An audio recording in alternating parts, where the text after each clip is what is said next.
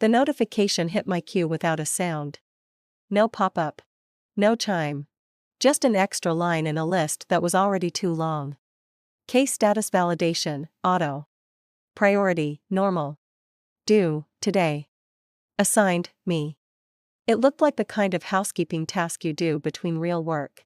A system sweep. A compliance check. Click through 10 items, certify nothing changed, move on.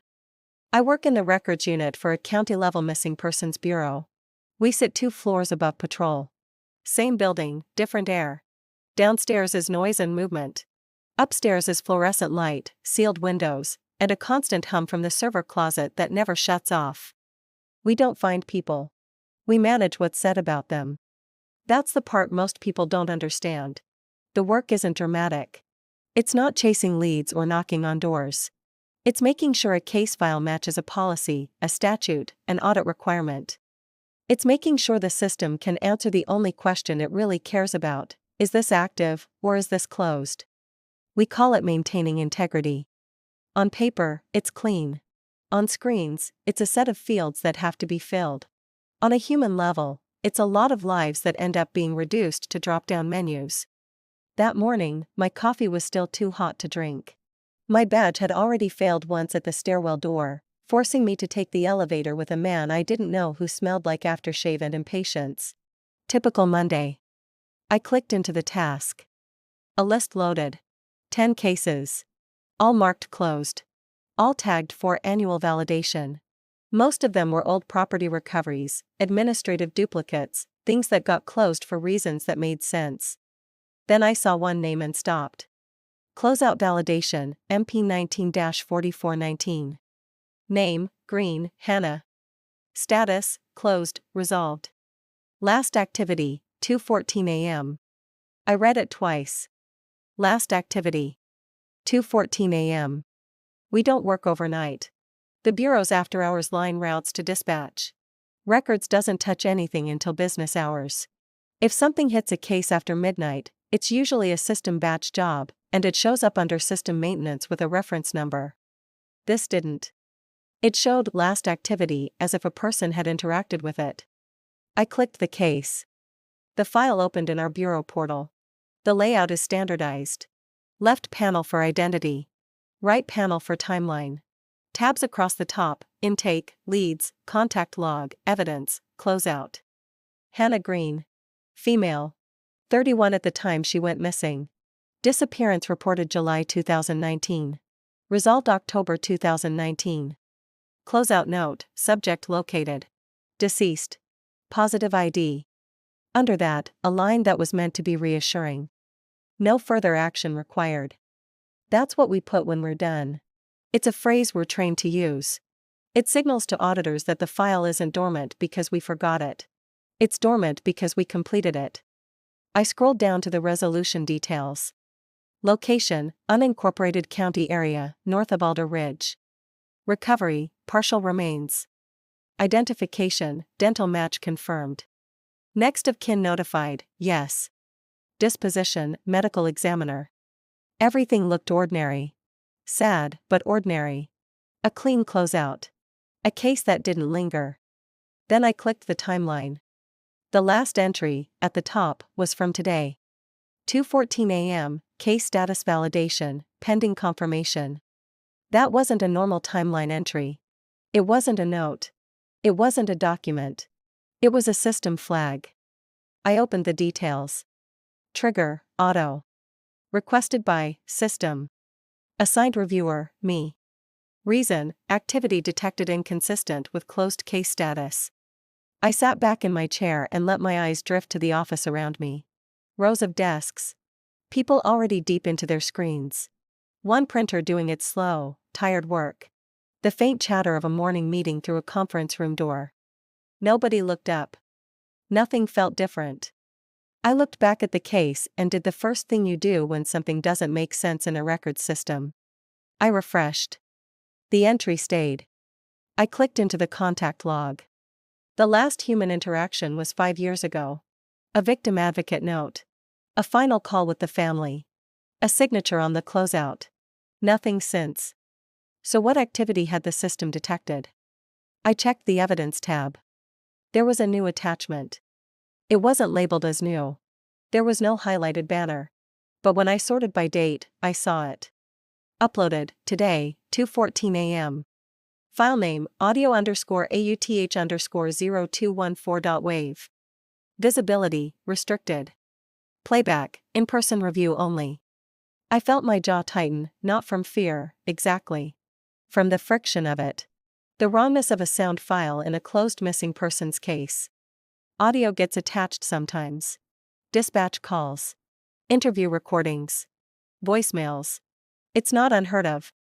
What was unheard of was that restriction. In-person review only. That's a setting we use for very specific things: child exploitation evidence, certain protected witness statements, federal holds. Things that require a controlled environment, chain of custody logs, signed access. Hannah Green's case didn't have any of those flags. I clicked the file. A gray box opened. Playback restricted. Reason, prior authorization exists. To request playback, schedule in-person review at Records Annex. Instruction, do not bring additional parties unless requested. I read that line twice. Do not bring additional parties unless requested. It was too formal for our system.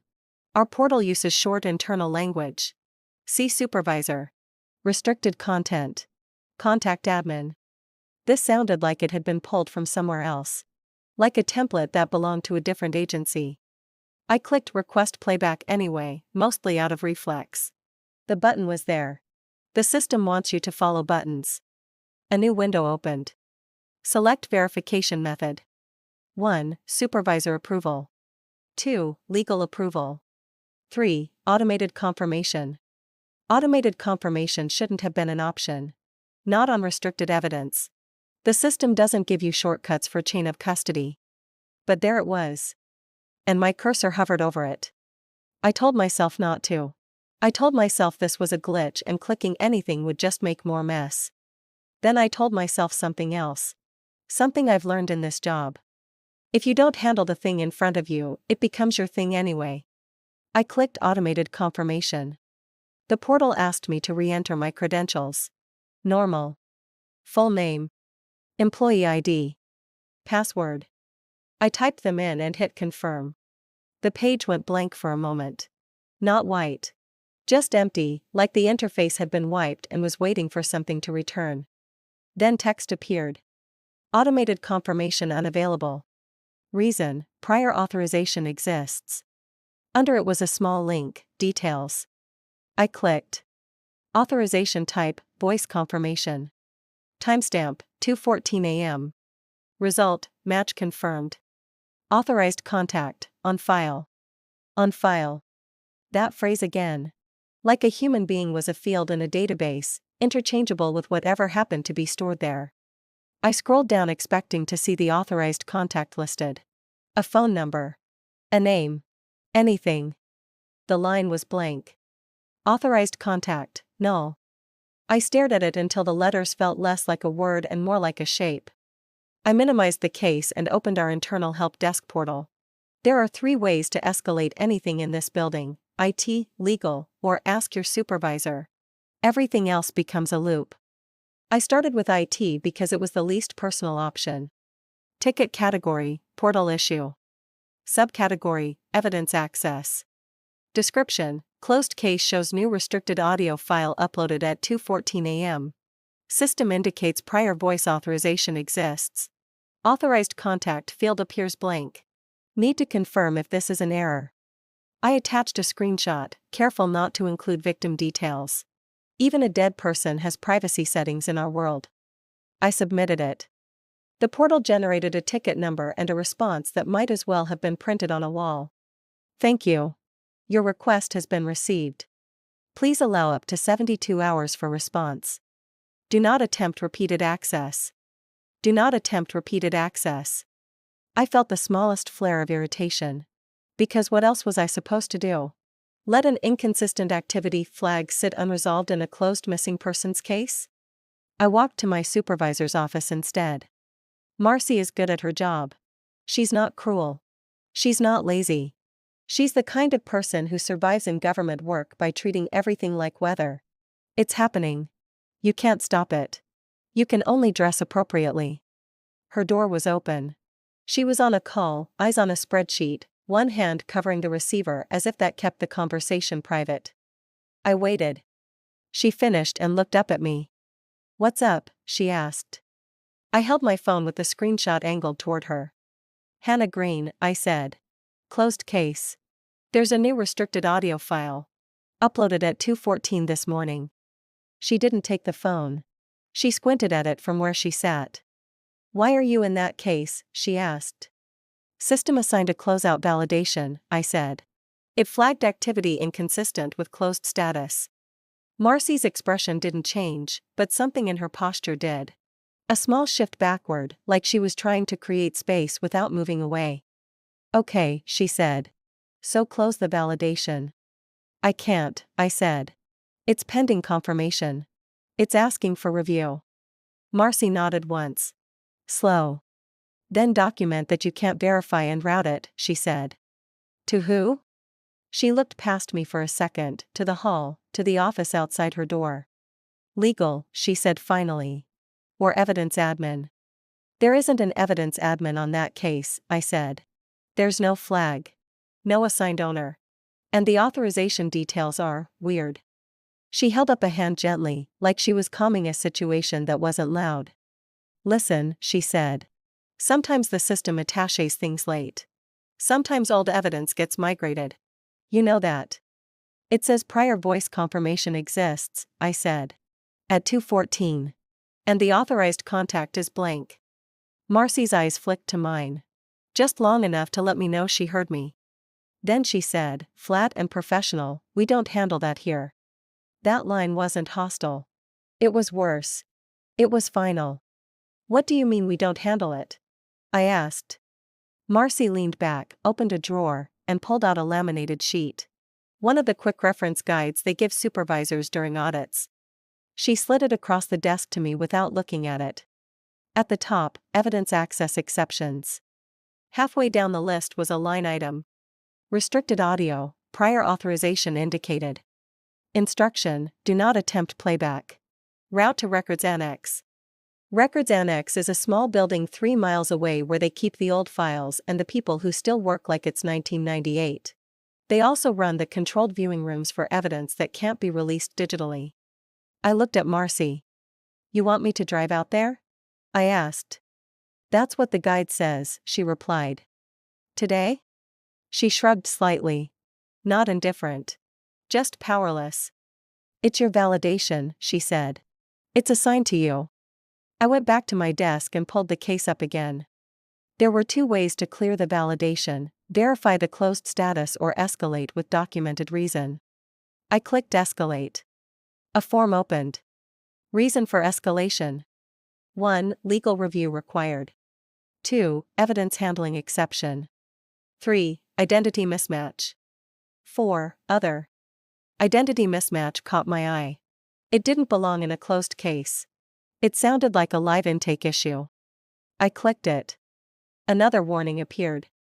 Selecting this option will initiate identity reconciliation workflow. Once initiated, case status may change. Confirm to proceed. Confirm. That word again. Harmless on its own. A button you click 100 times a day without thinking. I should have stopped. I should have chosen evidence handling exception and routed it quietly. Instead, I clicked confirm. The portal didn't freeze. It didn't error. It accepted the input like it had been waiting for it. A new entry populated in the timeline immediately. 2:14 a.m. Identity reconciliation initiated. 2:14 a.m. Identity reconciliation initiated. 2:14 a.m. Identity reconciliation initiated. 3 times. Identical. Same timestamp. Not the current time. 2:14 a.m. My fingers went cold on the keyboard. I hadn't initiated anything at 2:14. I hadn't even been awake at 2:14. But the system had rewritten my action as if it belonged to that moment, as if that time was the only time that counted. Then the case header changed. Status, closed, resolved. Secondary status, continuity requirement. A label appeared under the tabs, small and gray, like it had always been part of the interface. Continuity mode. I stared at it. I clicked around. Intake. Leads. Closeout. Everything else looked the same. The family notifications were still there. The final note still said no further action required. But now there was an additional field in the identity panel that hadn't been there before. Authorized contact, continuity. Pending assignment. The cursor blinked in an empty box beside it, as if the system expected me to fill it. I didn't. I scrolled down to see if anything else changed. In the attachments section, beneath the restricted audio file, there was a second document I hadn't noticed before. It wasn't dated today. It was dated back in 2019, but the formatting was different from everything else in the file. It looked like it had been imported from another system. Document type, next of kin verification. Field, authorized contact. Value, same as employee. That didn't make sense. Hannah was a missing person. The authorized contact for next of kin verification was supposed to be a family member. A spouse. A parent. Anyone who could legally receive information. Same as employee. Employee wasn't even a field in a missing persons case. I clicked the document. It opened as a scanned form with a header that said County Services, Utilities Division. My throat tightened. Utilities Division. Wrong department. Wrong system. Wrong world. But my name was typed in the reviewer line at the bottom. Not signed. Not dated. Just typed. Reviewer, my name. Employee ID, blank. I sat very still. The office noise softened around me. Keyboard clicks. A chair rolling. Someone's laugh. I looked up and saw Marcy walking past the end of our aisle. She didn't look at me. She didn't look at my screen. She walked with the same steady pace as always. Then I noticed something else. A new email in my inbox. From Records Annex Scheduling. Subject, in-person review confirmed. I hadn't scheduled anything. I opened it. Appointment type, evidence playback, restricted audio. Case reference, MP 19-4419. Time, Wednesday 10:30 a.m. Instruction, bring government ID. Do not bring additional parties unless requested. Below that was a line that made my stomach drop in a quiet, controlled way. Authorized contact, continuity, my name. I didn't move for a long moment. Then I minimized the email and looked back at the portal. The empty box beside authorized contact, continuity was no longer empty. It was filled in. With my name. And the cursor was gone, as if the system considered that part complete. I didn't tell anyone about the scheduling email. Not because I thought it was dangerous. Not because I thought someone was listening. I didn't have a story that would make sense out loud. I had a closed case that behaved like an open one. I had a restricted audio file I couldn't access. And I had an automated appointment I never requested. By noon, the portal had stopped showing my closeout queue. My dashboard still loaded, but the closed validation list was gone. In its place was a new tile I'd never seen before. Continuity, open items. 1. I clicked it. The Hannah Green case opened immediately. No intermediary screen. No navigation. Like it had been pinned to my account. The authorized contact, continuity field remained filled with my name. Everything else in the identity panel looked normal except for one line that had shifted position, as if it had been inserted after the fact. Current handling unit, records annex. My unit. The bureau. The case itself. None of it mattered anymore. The system had already moved it somewhere else. I opened the timeline again. There were no new entries after the ones that appeared when I clicked confirm. But when I scrolled down, I noticed something in the older entries. They all had a small gray icon now. A link symbol, like a chain. Linked record available. I clicked one. A side panel slid out. A record number appeared that wasn't one of ours. It was formatted differently. Not county, not bureau. Just a long string with slashes and a 2-letter prefix. I didn't recognize the system, but I recognized the language. Request type, service confirmation. Status, Complete. Timestamp, 2:14 a.m. I clicked another old entry. Same chain icon. Another linked record. Appointment type, in-person review. Instruction, do not bring additional parties unless requested. The same sentence, in the same wording, now retroactively attached to different parts of the file as if it had always been there. Like the case had been written with the expectation that someone would eventually be routed out of the building and into a controlled room. I searched the case for NX. The portal returned one result, buried in a tab we rarely use, administrative notes. It wasn't a note I could edit. It looked like it had been imported. Continuity requirement, active. Failure mode, service interruption. Mitigation, assigned contact required. Assigned contact, my name. Assignment status, accepted. Accepted. I hadn't accepted anything. I hadn't clicked an I agree button. I hadn't signed anything. But the system spoke with the confidence of a record. I stood and walked to Marcy's office again. I needed a human to say, that's wrong, even if we both knew it wouldn't change the portal. Her door was closed. That was unusual. Supervisors don't close doors unless they're on a sensitive call or they're in trouble. I went back to my desk and pulled up the email again. The appointment was for Wednesday at 10:30 a.m. Records Annex. I had a choice. I could ignore it and wait for IT to respond in 3 days, which meant I'd have a compliance exception sitting unresolved under my name. Or I could show up at the annex like the system expected. The more I looked at it, the more it felt less like a request and more like a continuation of a process I had already been assigned to complete. I opened our internal directory and searched for Records Annex scheduling. It was a real address. A real extension. A real office. I called. It rang 4 times. A person picked up with a voice that sounded practiced. Records Annex, she said. No name. Hi, I said. I received an appointment confirmation for a restricted playback review. I didn't schedule it. I wanted to verify it's legitimate. There was a pause. Keyboard clicks. Quiet. Can I have your employee ID? She asked. I gave it to her. More clicks. Yes, she said. You're scheduled. I didn't request it, I said again. Understood, she replied, as if I'd said I didn't request the weather. The request is generated by the originating system when continuity status is active. What does that mean? I asked. Another pause. Not annoyed. Just the pause of someone looking at a script. I can't discuss case content over the phone, she said. In-person review only. Who requested it? I asked. The system, she said, like that was a person. The record shows prior voice authorization exists. My throat tightened. Voice authorization from who? I asked. I can't provide protected account details, she said. My hand was on my mouse. I wasn't thinking clearly anymore. I was trying to pull meaning out of a wall. Can you at least tell me what I'm expected to do when I'm there? I asked. You will present government ID, she said. You will be escorted to a viewing room. You will be presented with the audio. You will complete a continuity confirmation. A confirmation of what? I asked.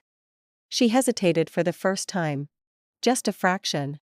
Confirmation that the authorized contact remains valid, she said. That's me, I said. Yes, she replied. I ended the call and stared at my screen. The phrase authorized contact remains valid was supposed to apply to next of kin. To witnesses. To victims' advocates. To the people who can speak for a file when the person in it can't. Not to me. Not to a staff member who just happened to click the wrong option in a drop-down. At 2 p.m. an email came in from IT. Subject, portal issue, evidence access. It was 1 paragraph. This appears to be a workflow event originating from an external integration. Records Unit does not have administrative authority over continuity workflows. Please consult Legal or Records Annex. No ticket number. No plan. No acknowledgement of the fact that a closed missing persons case had a restricted audio file uploaded overnight. Just routing. I forwarded the email to Legal. Not because I expected help, but because I needed to be able to say I did it. 10 minutes later, Legal replied with 2 lines. We can't advise without reviewing the evidence. Follow established protocol. Established protocol. In-person review. By the end of the day, the bureau was normal again. People left. Lights dimmed. Someone brought boxes from the supply closet. Someone else complained about printer toner. I packed up, walked to the elevator, and rode down with two strangers. I went out to the parking lot and sat in my car longer than I needed to. I checked my phone. No new emails. No new messages. Then, at 6:14 p.m., another email arrived. From Records Annex Scheduling. Subject, Reminder, Continuity Review. It listed the same appointment details and the same instruction. Do not bring additional parties unless requested. There was also a new line at the bottom. Failure to appear may result in service interruption. Service. That word didn't belong in a missing persons file. On the drive home, I tried to think through the simplest explanation.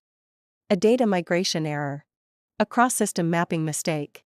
A utility account record mistakenly linked to a missing persons case through a similar ID number. A contractor uploaded the wrong file and the system routed it by automation.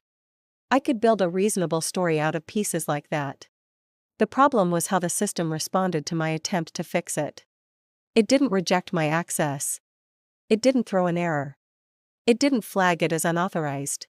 It took my action and stamped it at 2:14 a.m. as if it belonged there. And it assigned me.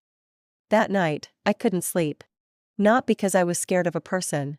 Because I couldn't stop thinking about process. At 1:58 a.m., I got up and opened my laptop. I told myself I wouldn't touch the case. I told myself I just wanted to look at the logs one more time before the annex. I logged in. The portal accepted my credentials. My dashboard loaded. The continuity tile was still there. One open item. I clicked it. The Hannah Green case opened. The timeline had a new entry. 2:14 a.m., continuity reminder issued. 2:14 a.m., continuity reminder issued. 2:14 a.m., continuity reminder issued. 3 times. Identical. Same time. My hands were steady on the keyboard. I wasn't shaking. I wasn't panicking. I was watching a system behave like a machine that had one preferred moment, one fixed point it kept returning to. I scrolled down to the attachments. The restricted audio file was still there, audio_AUTH_0214.wave. Under it was a new file. Not restricted.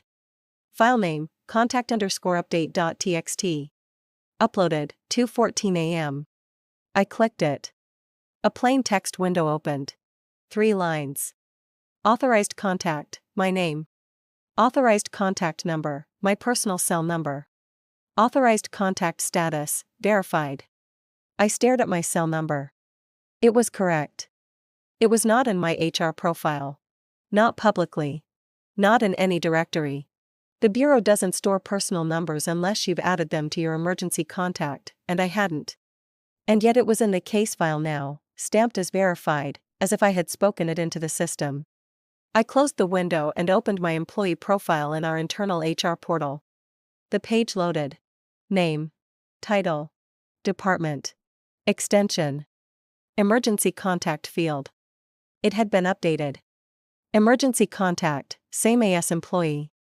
I stared at it. The exact phrase I'd seen inside Hannah Green's file. Now inside mine. I clicked edit. The field was locked. A small red banner appeared. Record locked, continuity requirement active. There was a link. View details. I clicked. It took me to a page that looked like it belonged to a different platform entirely. Different fonts. Different spacing. Like I had crossed into another administrative system through a door that didn't exist. A single field sat at the top. Continuity role, authorized contact. Under it was a checkbox. I confirm that I am the only reliable contact for this record. And beneath the checkbox, a button. Confirm. I didn't click it. I stared at it and felt a calm kind of nausea. Because I understood the shape of it now. The system wasn't asking me to verify Hannah Green. It was asking me to become the thing that allows the file to continue being resolved. It was trying to replace a missing human with a staff member whose identity it could lock and reuse. The checkbox was not for truth. It was for continuity. I closed the browser. Not out of bravery. Out of instinct. The way you stop touching something hot. In the morning, I went to work anyway. I did my normal tasks. I spoke to coworkers about normal things. I avoided looking at Marcy's door. I didn't bring up the case.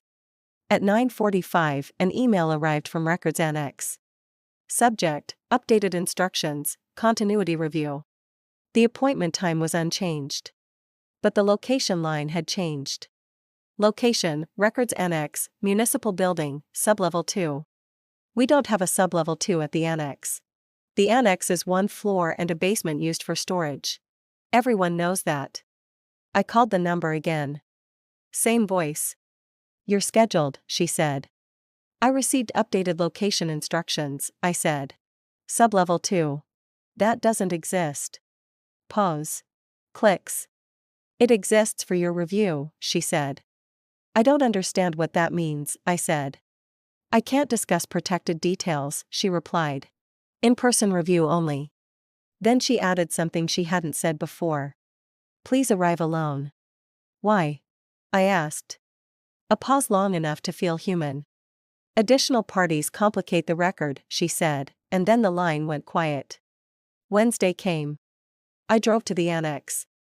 It was a low building behind the main municipal complex, beige brick, narrow windows, a small parking lot with faded lines. I parked and sat in my car for a full minute with my hands on the steering wheel. Inside, the lobby was empty. A receptionist behind glass looked up at me without expression and slid a clipboard through a slot. Name. Time. Reason for visit. I wrote, Evidence Playback, MP 19-4419. She didn't react. She pressed a button under the desk. A door buzzed. A man in a plain shirt appeared, wearing a badge with no name on it. Just a barcode. Follow me, he said. We walked down a hallway that smelled like paper and disinfectant. He didn't make small talk. He didn't ask questions. He walked like someone walking a route he's walked 1,000 times. We reached a door with a keypad. He typed in a code without looking at his hands. Inside was a small room. A table. 2 chairs. A computer monitor. No windows. A camera in the corner. He gestured to the chair. ID, he said. I handed him my driver's license. He scanned it. The monitor beeped. He didn't give it back right away. He clicked through screens, eyes moving in a steady, bored way. Then he said, You're listed as authorized contact. Yes, I said. That's what I'm trying to fix. He didn't respond to that. He placed my license on the table, face down, as if it was part of the procedure now. Playback is restricted, he said. You will listen. You will confirm. Confirm what? I asked. He looked at me for the first time like he was seeing me, not my appointment slot. Continuity, he said. He clicked a button. The audio began. It was a woman's voice. Calm. Tired. Clear. She said, I'm at the mailbox right now. I can confirm she's not coming back. Please note I'm the only reliable contact for this case. I didn't recognize the voice. But the next thing the system did made my mouth go dry. On the screen, beneath the audio player, a line appeared. Voice match, confirmed. Match target, authorized contact. Result, 98%. Then, a field populated automatically. Authorized contact, my name. I looked at the man. That's not my voice, I said. He didn't argue. He didn't accuse me. He didn't even look surprised. He clicked another button. A prompt appeared on the screen. To complete continuity confirmation, please state the following. I confirm I am the only reliable contact for this record. My chest tightened, not with fear, but with a blunt understanding. If I said it, it would become true in the only way that mattered here. If I refused, the system would mark a failure. A service interruption. A case reopened in some automated way that would land on someone's desk with my name already attached. The man watched me the way a clerk watches someone deciding whether to sign a receipt. This is required, he said. I swallowed. I'm not comfortable saying that, I said. He nodded once. Not sympathetic. Not threatening. Then I'll mark you non-compliant, he said. And the record will route. Route to who? I asked. He clicked again. A field on the screen updated. Fallback authorized contact, pending selection. And beneath it, a spinning circle, as if the system was searching. Then it stopped. A name appeared. Marcy H. My supervisor. I stared at it. The man didn't react. He didn't say that's weird. He didn't say that's impossible. He just turned the monitor slightly toward me so I could see it clearly, like he was showing me a completed form. The system was selecting successors. I thought of Marcy's closed door. Her deflection. The laminated guide. The way she'd slid it across the desk like she was passing me a burden without touching it. I thought of my emergency contact field being rewritten. I thought of my cell number appearing in a case file at 2:14 a.m. I looked at the prompt again. Say the sentence. Confirm. Or refuse and let the system move on to someone else. The trap wasn't moral, exactly. It was procedural. I wasn't choosing between right and wrong. I was choosing between becoming part of the file or pushing it onto another person who wouldn't be told why. I leaned forward. I didn't say the sentence the system wanted. I said something else, slow and clear, like I was leaving a record for a future reviewer who would never exist. I am not the only reliable contact for this record, I said. I did not authorize this. The man's eyes flicked to the screen. The system didn't accept my words as content. It treated them as audio. The voice match bar flashed. Voice sample recorded. Voice match, confirmed. Authorized contact status, verified. A new line appeared in the timeline. 2:14 a.m., continuity confirmation, complete. 2:14 a.m., continuity confirmation, complete. 2:14 a.m., continuity confirmation, complete. 3 times. The prompt disappeared. The fallback authorized contact field cleared. Marcy's name vanished. The screen returned to the case summary page. Status, closed, resolved. No further action required. And beneath it, in small gray text. Continuity requirement, satisfied. The man picked up my license and handed it back to me, face up now, like the procedure was finished and so was his involvement. You're done, he said. I stood, legs steady, mind not steady. As we walked back down the hallway, he didn't say anything. I didn't either. In the lobby, the receptionist didn't look up when I passed. Outside, the light was the same as it had been when I arrived. Cars moved in the distance. A normal day continuing. I sat in my car and opened my phone. The bureau portal had a mobile view for supervisors and on-call staff. I hadn't used it before. I logged in. My dashboard looked different. A new tile was there. Authorized contact, active. Cases, 1. I clicked it. Hannah Green. Status, closed, resolved. Last activity, 2:14 a.m. Under the case name was a button I hadn't seen before. Contact portal. I didn't press it. I stared at it long enough to understand what it meant. The system had created a role for me that didn't end when my shift ended. A role that would keep receiving prompts, reminders, and confirmations as long as the case existed as resolved.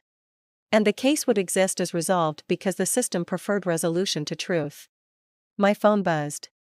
A new notification, silent. No sender name. Just the portal icon. Message. Thank you. Your contact status has been verified. No further action required. I drove back to the bureau. When I walked in, everything was normal. Marcy was at her desk. Her door was open again. She looked up as I passed and nodded as if nothing had happened. I sat down at my computer and logged in. The Hannah Green case was no longer in my validation queue. It wasn't in any queue. It was in my profile. Authorized contact, continuity. And in the audit trail, my confirmation was stamped at 2:14 a.m., like it had always been waiting there, like time had been corrected to match what the system needed. At 4:30, I got a calendar invite for next Wednesday. Subject, recertification, authorized contact. Location, Records Annex, Municipal Building, Sublevel 2. Instruction, do not bring additional parties unless requested. I clicked decline. The system declined my decline. A banner appeared at the top of the invite. Attendance required. Service interruption may occur. Then it marked my status as accepted anyway. I closed the invite. I closed my email. I opened a new case to work on something else, anything else. On my screen, in the corner of the portal, a small label sat where it hadn't sat before. Contact mode. I didn't click it. I didn't need to. It was already active.